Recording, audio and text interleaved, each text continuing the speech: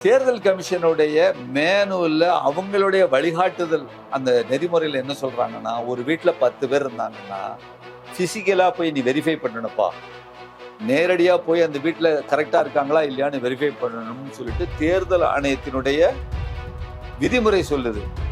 அப்போ அப்படி எத்தனை பேர் இருக்காங்க தெரியுமா? 10 பேருக்கு மேல உள்ளவங்க.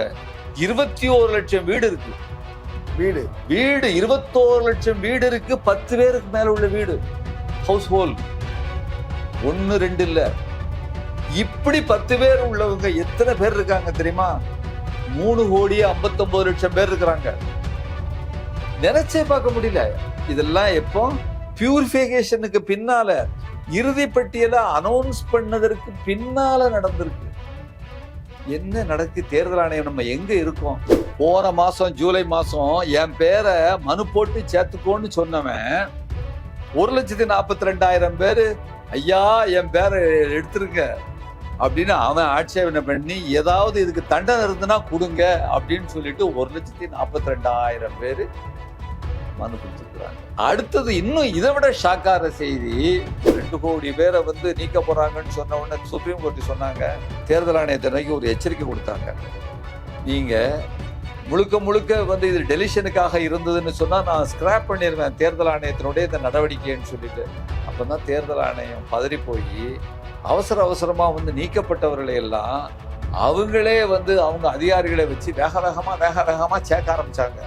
அப்படி சேர்த்தவங்களுடைய பெர்சன்டேஜ் புதிதாக சேர்க்கப்பட்டவர்களை பத்திரிகைகள்லாம் இவர் யோகேந்திர யாதவ் இந்த டீம்லாம் மீடியாவில் கொடுத்து, இப்படி மீடியாவில் வந்திருக்க இதெல்லாம் அப்படின்னு சொல்லிட்டு பெரிய அளவுக்கு கலைபரமானதுக்கு பின்னால எலெக்ஷன் கமிஷன் சரி பண்ணணுமா இல்லையா அப்படின்னு சரிப்படுத்திருக்கும்னு நினைச்ச நேரத்தில் கூட 30,000 பேர் 5.2 லட்சம் பேர்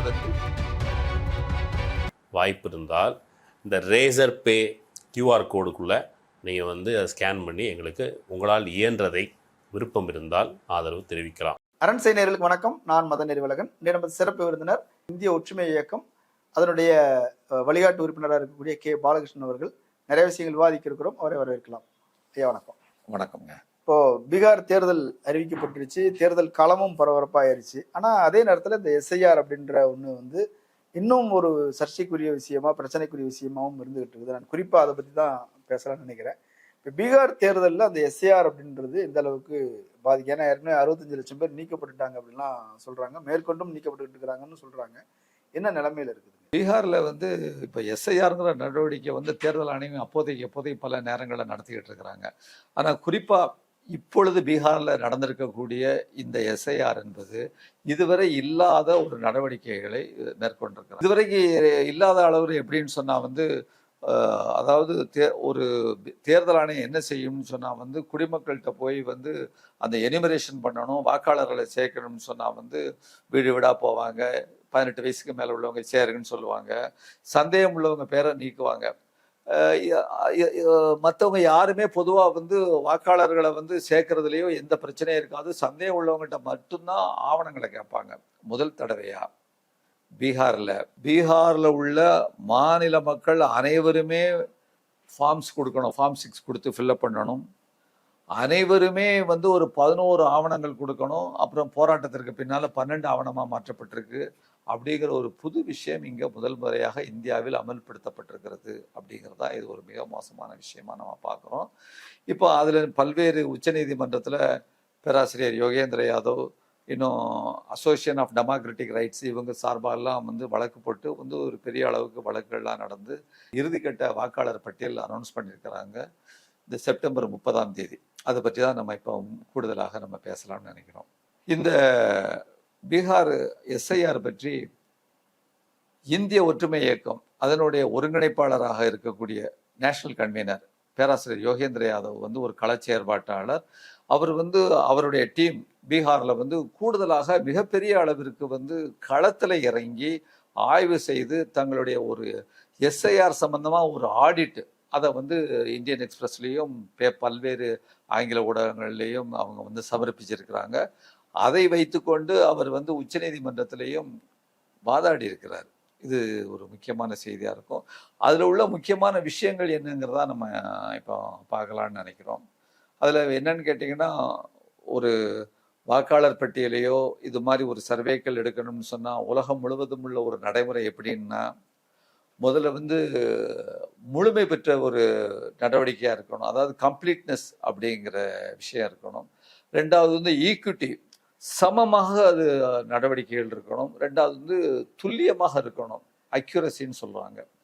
இப்போ இந்த நடவடிக்கைகள் வந்து கம்ப்ளீட்னஸ் எப்படின்னு சொன்னால், பீகாரில் உள்ள வயது வந்த வாக்காளர் மக்கள் எவ்வளவு பேர் ஜனத்தொகை இருக்கிறாங்க, அந்த ஜனத்தொகைக்கும் அந்த வாக்காளர் பட்டியலில் உள்ளவர்களுக்கும் இடையில உள்ள அந்த வீதாச்சாரம் எப்படி இருக்கு. 100% மக்கள் இருக்காங்கன்னா ஒரு 98% இந்த வாக்காளர் பட்டியலில் இருந்தாங்கன்னு சொன்னா வயது வந்தவங்க சரியா இருக்கு அப்படின்னு சொல்லிட்டு வந்து இதுதான் கம்ப்ளீட்னஸ். ஆனா இப்ப நடந்தது என்னன்னு கேட்டீங்கன்னு சொன்னா 100% வந்து அங்க வந்து நம்முடைய மக்கள் ஜனத்தொகை இருக்கு. சென்சஸ்ல வந்து ஒன்றிய அரசாங்கம் கொடுக்கக்கூடியது ஒவ்வொரு ஆண்டும் ஒவ்வொரு மாநிலத்திலும் சரி ஒவ்வொரு மாத ரீதியாக கொடுக்கக்கூடியது. இவ்வளவு பேர் 18 வயசுக்குள்ளவங்க இருக்கிறாங்க, 20 அதாவது குழந்தைகள் இருக்கிறாங்க அப்படின்னு சொல்லிட்டு அதுல அவங்க 100% கொடுத்ததுல இருந்து 90% இப்ப கொடுத்திருக்கிறதுல 10 விழுக்காடு வந்து மிகப்பெரிய அளவிற்கு இந்த இறுதிப்பட்டியலில் குறைக்கப்பட்டிருக்குங்கிறத பார்த்தோம். அப்படின்னு சொன்னா 80 லட்சம் வாக்காளர்களை வந்து குடிமக்களை வந்து இந்த எஸ்ஐஆர் மூலமாக இவர்கள் நீக்கியிருக்காங்கங்கிறத வந்து இது முக்கியமான செய்தியாக நம்ம பார்க்குறோம். நகல் வாக்காளர் டிராஃப்ட்னு சொல்லுவாங்க இல்லையா, அது வாக்காளர் பட்டியலில் 65 லட்சத்தை நீக்கியிருந்தாங்க. அதுக்கு அப்புறம் பார்த்தீங்கன்னு சொன்னால் வந்து இப்போ ஒட்டுமொத்தமாக வந்து 80 லட்சம் நீக்கியிருக்கிறாங்க. 21 லட்சத்தை ஆட் பண்ணியிருக்கிறாங்க, புதுசாக ஆட் பண்ணியிருக்காங்க. அப்படி பார்க்கும் பொழுது நமக்கு ஓரளவுக்கு சந்தோஷமா இருக்கலாம். அதாவது 65 லட்சம் தானே இருக்கு, அப்படி அது வந்து இன்றைக்கு கொஞ்சம் குறைச்ச மாதிரி இருக்கேன்னு சொல்லிட்டு. இதற்கு காரணம் இந்த தேர்தல் ஆணையம் அந்த புதிதாக சேர்த்தவர்களையும் இந்த நம்பர்கள் குறைப்பதற்குமான காரணம் என்னன்னு கேட்டீங்கன்னா, உச்ச நீதிமன்றத்தில் தொடர்ந்து பேராசிரியர் யோகேந்திர யாதவ் மற்றும் பிரசாந்த் பூஷன் போன்றவர்கள் தொடர்ந்து போராடியது ஒன்று. அதன் காரணமாக உச்ச நீதிமன்றம் வந்து ஆதார் அட்டையை நீங்கள் வந்து 11 ஆவணமாக 12வது ஆவணமாக சேர்க்கணும்னு சொன்னது. இது வரைக்கும் ஆதார் அட்டை கிடையவே கிடையாது. இப்பதான் 12வது ஆவணமாக சொல்றாங்க. நாமளே ஏற்கனவே பல வீடியோக்களில் வந்து காணொலியில் சொல்லியிருக்கிறோம். யோகேந்திர யாதவ் என்ன சொன்னார்னு சொன்னா 65 லட்சங்கிறது இப்போ முதல்ல 2 கோடி பேர் பீகார்ல வந்து நீக்கப்படவிருக்கிறாங்க அப்படின்னு சொன்னாங்க.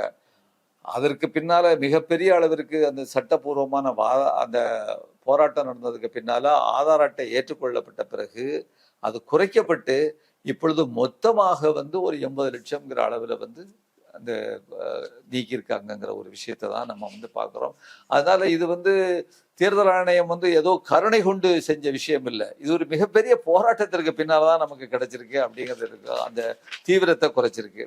அப்புறம் வந்து இதுல இன்னொரு விஷயம் என்னன்னு கேட்டீங்கன்னா, முதல்ல அவங்க 65 லட்சம் குறைச்ச உடனே ஆதார் அட்டை இந்த மாதிரி விஷயங்கள் எல்லாம் இல்லைன்னு சொல்லும் பொழுது 2 கோடி பேரை வந்து நீக்க போறாங்கன்னு சொன்ன உடனே சுப்ரீம் கோர்ட் சொன்னாங்க, தேர்தல் ஆணையத்தை நோக்கி ஒரு எச்சரிக்கை கொடுத்தாங்க. நீங்க முழுக்க வந்து இது டெலிஷனுக்காக இருந்ததுன்னு சொன்னா நான் ஸ்கிராப் பண்ணிடுவேன் தேர்தல் ஆணையத்தினுடைய இந்த நடவடிக்கைன்னு சொல்லிட்டு. அப்பதான் தேர்தல் ஆணையம் பதறி போய் அவசரமா வந்து நீக்கப்பட்டவர்களை எல்லாம் அவங்களே வந்து அவங்க அதிகாரிகளை வச்சு வேக வேகமா சேர்க்க ஆரம்பிச்சாங்க. அப்படி சேர்த்தவங்களுடைய பெர்சன்டேஜ் வந்து புதிதாக சேர்க்கப்பட்டவர்களை 20% பேர்களை தேர்தல் ஆணையம் சேர்த்திருக்கிறாங்க. அப்ப முதல்ல பிளான் வந்து ஒட்டுமொத்தமா நீக்கிறது. இவங்க எஸ்சியுடைய உச்ச நீதிமன்றத்துடைய கண்டிப்புல 20% வந்து அவங்களா ஃபார்மை ஃபில்அப் பண்ணி சேர்த்திருக்காங்க, ஃபோர்ஜரி கையெழுத்து போட்டு சேர்த்திருக்கிறாங்க. இது ஒரு முக்கியமான செய்தியா நான் குறிப்பிட விரும்புறேன். அப்புறம் ஈக்விட்டின்னு நம்ம சொன்னோம், அதாவது சமமான தன்மை. அப்படின்னா மக்கள் தொகையில சமூக குழுக்கள் இருக்காங்களா, அவங்க எந்த அளவுக்கு பெர்சன்டேஜில் இருக்கிறாங்களோ அவங்க இந்த வாக்காளர் பட்டியலையும் இருக்கணும். உதாரணமா பெண்கள் எத்தனை பெர்சன்டேஜ் இருக்கானோ வாக்காளர் பட்டியலையும் இருக்கணும். அதுபோல தலித் மக்கள் எவ்வளவு இருக்காங்களோ அதுல இருக்கணும், இஸ்லாமியர்கள் எவ்வளவு இருக்கிறாங்களோ அவ்வளவு இருக்கணும், ஆதிவாசிகள் எவ்வளவு இருக்கிறாங்களோ அது இந்த வாக்காளர் பட்டியலே இருக்கணும். அப்படி இருக்கா அப்படின்னு பார்த்தா அது ஒரு மிகப்பெரிய நமக்கு ஒரு ஏமாற்றத்தான் இந்த வாக்காளர் பட்டியல் நமக்கு கொடுத்துருக்கு. தலித் மக்கள் புலம்பெயர்ந்தோர் பற்றியான முழு ஆய்வு நம்ம ஆடிட்ல வந்து இந்திய ஒற்றுமை இயக்க தோழர்களுக்கு நமக்கு கிடைக்கல. ஆனா பெண்கள் பற்றி நமக்கு ஒரு தரவு கிடைச்சிருக்கு. வாக்காளர் பட்டியல்ல எப்பொழுதும் மக்கள் தொகையில வாக்காளர் பட்டியல் பெண்கள் குறைவாகவே இருந்து வந்திருக்காங்க. வாக்காளர் பட்டியல், அதாவது மக்கள் தொகை 100 பேர் இருந்தாங்கன்னா ஒரு 90 பேர் 80 பேர் தான் வாக்காளர் பட்டியலில் பெண்கள் இருப்பாங்க, பேர் கொடுக்க மாட்டாங்க. 2012ல் 21 லட்சம் பேர் இருந்தாங்க பெண்கள் 2012ல். 2025ல் 7 லட்சமாக அது குறைஞ்சிருக்கு. 21 லட்சம் முதல்ல குறைஞ்சது, 7 லட்சமாக குறைஞ்சிருக்கு. குறைஞ்சதுன்னா என்ன சொல்றேன்னா, எவ்வளவு மக்கள் தொகையிலிருந்து 21 லட்சம் குறைஞ்சிருக்கு, 25ல் 7 லட்சமாக குறைஞ்சிருக்கு. ஆனா இந்த எஸ்ஐஆர் நடவடிக்கைக்கு பின்னால மீண்டும் 16 லட்சம் குறைஞ்சிருக்கு.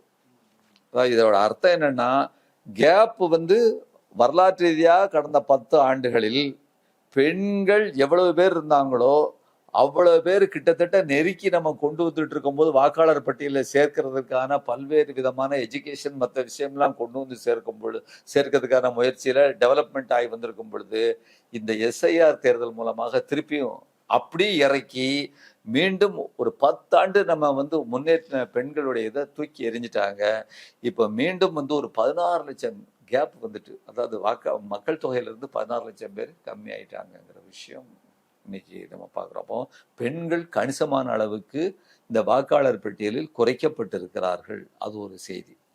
அப்புறம் முஸ்லீம்களை பொறுத்த வரைக்கும் இந்த தேர்தல் ஆணையம் கொடுத்ததுல இந்த தரவுல நமக்கு வந்து முஸ்லீம்கள்னு தனியாக கிடையாது. ஆனால் நம்ம சாஃப்ட்வேர் மூலமாக அந்த பெயர்கள் வந்து முஸ்லீம்கள் பேர் வித்தியாசமாக இருக்கும்.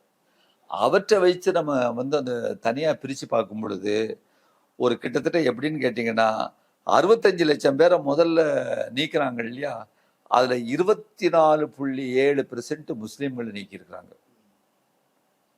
ஒரு கேட்டகரியை மட்டும் 24.7% நீக்கியிருக்கிறாங்க. இப்போ 2வது ஃபேஸில் வந்து 3.66 லட்சம் பேரை நீக்கியிருக்காங்க திரும்பவும் இந்த இறுதியில்.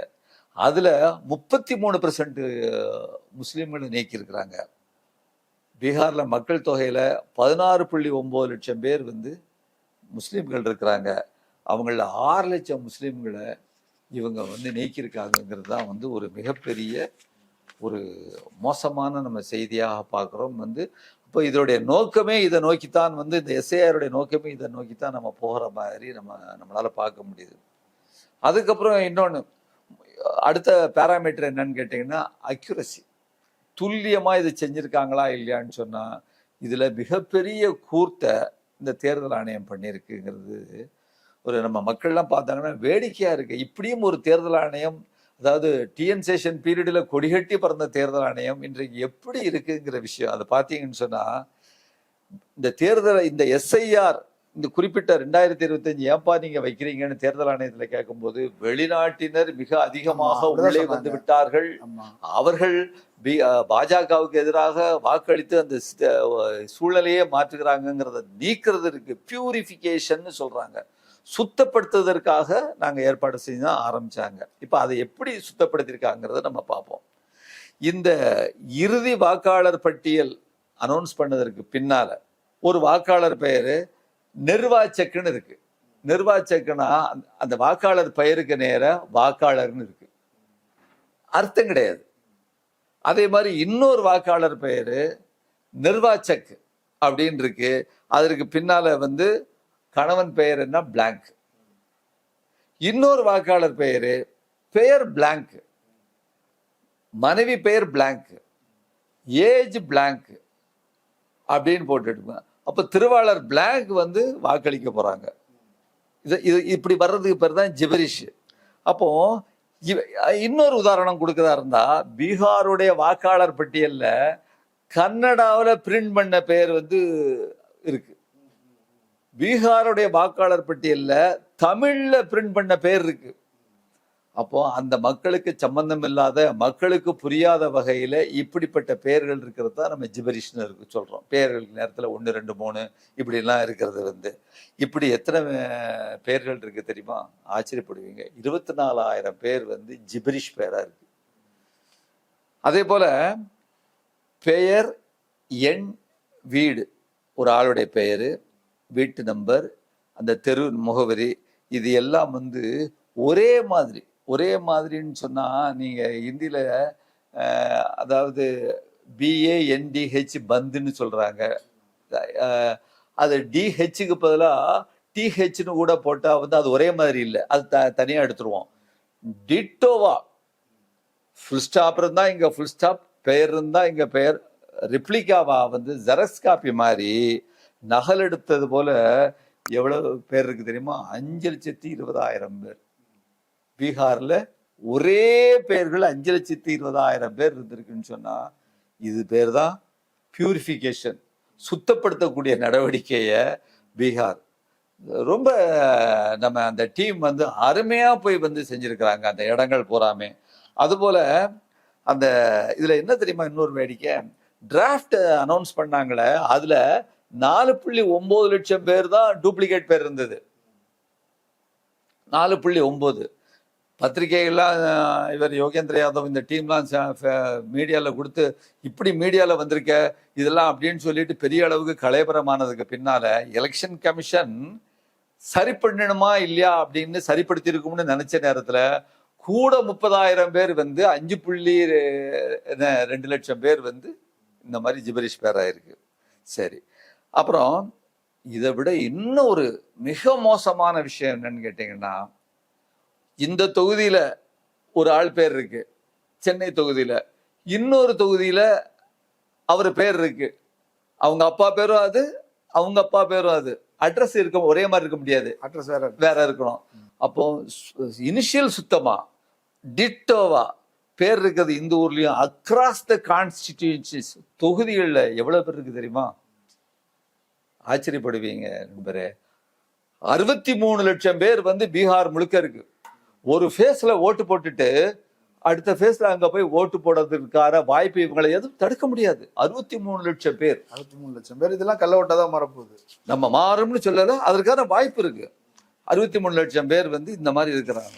சரி, அதுக்கடுத்தால பாத்தீங்கன்னா 100, 500, 1000 தான் வித்தியாசத்துல தான் வேட்பாளர்கள் ஜெயிக்கிற நேரத்துல 63 லட்சம் பேர் 30 லட்சம் பேர் இங்க இருந்து அங்க 30 லட்சம் பேர் போனான்னா என்ன நடக்கும்? ஒரே வீட்டுல 10 பேர் இருக்கிறாங்கன்னு வச்சுக்கிட்டோம்.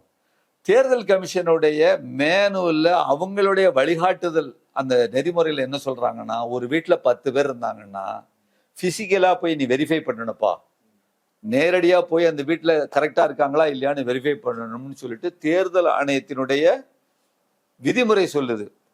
அப்போ அப்படி எத்தனை பேர் இருக்காங்க தெரியுமா? 10 பேருக்கு மேல உள்ளவங்க 21 லட்சம் வீடு இருக்கு. வீடு 21 லட்சம் வீடு இருக்கு. 10 பேருக்கு மேல உள்ள வீடு, ஹவுஸ் ஹோல்டு 1 2 இல்ல. இப்படி 10 பேர் உள்ளவங்க எத்தனை பேர் இருக்காங்க தெரியுமா? 3,59,00,000 பேர் இருக்கிறாங்க. நினைச்சே பார்க்க முடியல. இதெல்லாம் எப்போ பியூரிஃபிகேஷனுக்கு பின்னால, இறுதி பட்டியல அனௌன்ஸ் பண்ணதற்கு பின்னால நடந்திருக்கு. என்ன நடக்கு? தேர்தல் ஆணையம் நம்ம எங்க இருக்கோம்? இதெல்லாம் ஆர்டிபிஷியல் இன்டெலிஜென்ஸ் வந்து கம்ப்யூட்டர் வந்து எல்லாம் சரிப்படுத்தக்கூடிய நேரத்துல இந்த காலகட்டத்தில் இது நடந்துகிட்டு இருக்கு. அப்புறம் பாத்தீங்கன்னா ஒரே வீட்டுல 100 வயசுக்கு மேல உள்ளவங்க எத்தனை பேருன்னு கேட்டீங்கன்னா 100 பேருக்கு மேல உள்ளவங்க ஒரு வீட்டுல. நம்ம 10ன்னு சொன்னோம் இல்லையா, அதுலயே பிரிச்சு பார்த்து ஒரு வீட்லயே 100 பேருக்கு மேல உள்ளவங்க வீடு 2,200 பேர் இருக்கு. 2,200 வீட்டுல 100 பேருக்கு மக்கள் மேல இருக்கிறாங்க. அந்த மக்கள் தொகை 4.5 லட்சம். 100ன்னா 100 கரெக்டா இல்ல, 100க்கு மேல 500, 600, 700 இருக்கலாம். அதுல முதல் 10 வீடுகள்ல 800 பிளஸ் இருக்கிறாங்க. அதுல அதிகபட்சமா 880 வாக்காளர்கள் ஒரே வீட்டுல இருக்கிறாங்க. இதெல்லாம் வெளியே அதை பத்தி மிகப்பெரிய வந்து ஒரு விபரீதமாக இது என்ன நம்ம நடக்குன்னு நம்மளால இது பண்ண முடியல. வெளியே வந்து அவ்வளவு கஷ்டப்பட்டு அந்த விஷயத்த வந்து ஆய்வு செஞ்சு கொண்டு வந்திருக்கிறாங்க. இன்னும் ஊடகங்கள் இதை மறைக்கின்றன அல்லது போதிய அளவுக்கு அதை வெளிச்சம் போட்டு காமிக்கலைங்கிறதா நம்ம என்னுடைய ஒரு கவலையா இருக்கு. அப்புறம் அதுபோல புதிய வாக்காளர்களை 21 லட்சம் பேரை வந்து சேர்த்திருக்கிறாங்க. எவ்வளவு பேர்? 21 லட்சம் பேரை புதிய வாக்காளர்கள் சேர்த்திருக்கிறாங்க. அதுல புதிய வாக்காளர்கள்லாம் யாரா இருக்கும்? நம்ம நேச்சுரலா பார்ப்போமே, 18 வயசுல இருந்து 19 வயசுக்கு மேல உள்ளவங்க தான் நம்ம ஆனா இந்த 21 லட்சம் பேர்ல 18 இருந்து 19 வயசுக்கு உள்ளவங்க எத்தனை பேர் தெரியுமா? 20% தான். அப்ப 80% வேற. 25 வயசுக்கு மேல உள்ளவங்க 40% பேர். அதாவது அப்போ தேர்தல் ஆணையம் என்ன சொல்லுதுன்னா, அவங்களுடைய மேனுவல்ல 25 வயசுக்கு மேல உள்ளவன் புதுசா வாக்காளர்ல சேரணும்னு சொன்னான்னா அவன்கிட்ட ஆவணம் கேட்கலுங்க. ஏன் 7 வருஷம் அவன் வந்து இல்லாம இருந்தான், அப்போ அது சந்தேகத்திற்கு இடம் உள்ளதுன்னு. ஆனா அப்படி எத்தனை பேர் சேர்த்திருக்காங்க தெரியுமா? 8.4 லட்சம் பேரை வந்து 25 வயசுக்கு மேல உள்ளவங்களை சேர்த்திருக்கிறாங்க புதுசா. 100 வயசை தாண்டினவங்க எவ்வளவு தெரியுமா? 100 பேர் புதுசா சேர்த்திருக்கிறாங்க. 100 வயசுக்கு மேல உள்ளவங்க 100, 124, 125, 126 வயசு உள்ளவங்க, அதிகபட்சமா 128 வயசு உள்ளவங்களை சேர்த்திருக்கிறாங்க. நண்பரே, கொஞ்சம் யோசிச்சு பாருங்க. உலக சாதனையாளர் உலக சாதனை 128 வயசு பேர் உள்ளவங்களை சேர்த்திருக்கிறாங்க புது வாக்காளர்களாக. இத்தனை ஆண்டு காலமாவும் வாக்களிக்கல. 80 வயசுக்கு மேல உள்ளவங்க 6000 பேர். அப்ஜெக்ஷன்ஸ் சொல்லிட்டு வந்து நீங்க ஏதாவது அப்ஜெக்ஷன் இருந்ததுன்னா வந்து தேர்தல் கமிஷனுக்கு கொடுக்கலாம். யாராவது ஃபாரினர்ஸ் இருக்காங்கன்னா நீக்கப்படுறது அப்படிங்கிற மாதிரி கொடுக்கலாம்னு சொல்லிட்டு வந்து கிட்டத்தட்ட 4 லட்சம் அப்ஜெக்ஷன்ஸ் வந்திருக்கு. அதாவது அந்த வரைவு டிராஃப்ட் நகல் கொடுத்ததுல இருந்து இந்த முன்னால வர்றது வரைக்கும் 4 லட்சம் பேர். அதுல இவங்க யோகேந்திர யாதவ் அண்ட் டீம், ஒற்றுமை இயக்கம் டீமால டவுன்லோடு பண்ணப்பட்டது 2.42 லட்சம் ரெக்கார்டை டவுன்லோடு பண்ணியிருக்காங்க. அதுக்கு மேல முடியல. அதுல ஆட்சேபனைகள்லாம் என்ன? இவன் வந்து வெளிநாட்டுக்காரனா இருக்கான், இவன் வந்து வேற எங்கேயோ இருந்து வந்திருக்கான், நேபாளத்துல இருந்து வந்திருக்கான். இதுதான் ஆட்சேபனைகள், இதோட தரம். அப்படி இதுல 1,42,000 பேர் என்ன ஆட்சேபனை பண்ணியிருக்காங்கன்னா அசந்துருவீங்க. மக்கள்லாம் தெரிஞ்சுக்கணும். 1,42,000 பேரு தங்கள் பெயர்களை எதிர்த்து ஆட்சேபனை பண்ணியிருக்கிறாங்க. போன மாசம் ஜூலை மாசம் என் பேரை மனு போட்டு சேர்த்துக்கோன்னு சொன்னவன் 1,42,000 பேரு ஐயா என் பேரை எடுத்துருங்க அப்படின்னு அவன் ஆட்சேபனை பண்ணி ஏதாவது இதுக்கு தண்டனை இருந்துன்னா கொடுங்க அப்படின்னு சொல்லிட்டு 1,42,000 பேரு மனு கொடுத்திருக்கிறாங்க. அடுத்தது இன்னும் இதை விட ஷாக்கார செய்தி, 41 பேரு ஐயா நாங்க இறந்துட்டோம் எங்க பேரை நீக்கிறீங்க மனு கொடுத்திருக்கிறாங்க. இப்படி மனு கொடுத்திருக்கிறாங்க. இதுதான் வந்து நம்ம இறுதிப்பட்டியல்ல சுத்தமாக்கப்பட்ட தேர்தல் ஆணையத்தினுடைய இறுதிப்பட்டியலாக இதுல பார்க்கிறோம். அப்புறம் இன்னும் பாருங்க, கடைசியில நம்ம முக்கியமான செய்தி வர்றோம். இந்த தேர்தல் ஆணையம் இந்த எஸ்ஐஆர் நடவடிக்கையை அனௌன்ஸ் பண்ணதற்கான காரணமே நம்ம சொன்னது போல பார்த்தது போல வெளிநாட்டுக்காரங்க அதிகமா இருக்கிறாங்கன்னு தான். இந்த நடவடிக்கையில அப்ப வெளிநாட்டுக்காரங்களை எப்படி நிக்கிறது? இதே மாதிரி அப்ஜெக்ஷன் கொடுத்து நிக்கிறது. 7,24,00,000 பேர் மொத்தம் வாக்காளர்கள். அதுல 1087 ஆட்சேபனைகள் தான் வந்திருக்கு வெளிநாட்டவர்கள் சொல்லி. 7,24,00,000 1087 பேர் தான் வெளிநாட்டவர்னு வந்திருக்கு. அதுல 390 பேரை ரிமூவ் பண்ணியிருக்கிறாங்க. அதுக்கான காரணத்தை சொல்லல, வெளிநாட்டவரா என்னன்னு சொல்லல. அதிகப்படியா நம்ம இப்போ வச்சுக்கிட்டோமே, ஃபுல்லா வெளிநாட்டவர்னு வச்சுக்கிட்டாலுமே 390 பேர் தான் வெளிநாட்டவர் இருக்க முடியும். இதற்காகத்தான் இந்த தேர்தல் நடவடிக்கையே செய்யறது அப்படின்னு சொல்லிட்டு வந்து அவங்க மொத்தம் அனௌன்ஸ் பண்ணாங்க. அப்புறம் இந்த 1087 ஆட்சேபனைகள்ல 797 அப்ஜெக்ஷன்ஸ். என்ன சொல்றாங்கன்னா, ஐ எம் ஏ ஃபாரினர், எனக்கு ஓட்டு கொடுத்துருக்கீங்க இல்ல ஐ எம் ஏ ஃபாரினர் அப்படின்னு அதோட அர்த்தம் என்னன்னா, என்ன வீட்டுல வந்து கைது பண்ணிக்கோ அப்படின்னு அர்த்தம். அப்படின்னு சொல்லி 797 பேர் கொடுத்துருக்காங்களாம். என்ன கூத்து இது! உலகத்துல எங்கேயுமே நடைபெறாத கூத்துங்க இது. 390 பேர்ல 10 பேர் எல்லை, பங்களாதேஷ் எல்லைக்கு பக்கத்துல உள்ளவங்க. அவத்துல 2 பேர் செத்து போயிட்டாங்க. அநேகமா இதுக்குள்ளதான் வந்து இந்த 390 இருந்து அந்த 10 பேருக்குள்ள இவங்களுக்குள்ளதான் வந்து ஃபாரினர்ஸ் இருக்கிறதுக்கான வாய்ப்பு இருக்கு. அவங்க சொல்ற தகவல் படியே. ஆமா, அவங்க சொல்ற தகவல் படியே, நம்ம வேற இல்லை, அவங்க சொல்ற தகவல் படியே. இப்போ சுப்ரீம் கோர்ட்ல யோகேந்திர யாதவ் ஒரு இது வச்சிருக்கிறாரு, ஒரு பிளி, அதாவது ஒரு வேண்டுகோள்.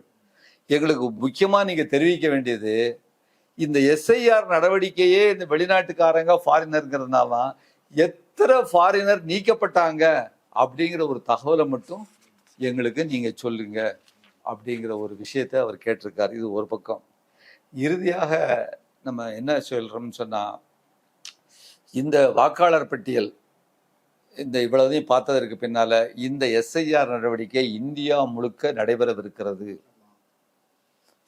அது குறித்து நாம மிக மிக எச்சரிக்கையோடு, இங்க வந்து ஒரு யோகேந்திர யாதவோ ஒரு டீமோ இருந்தது.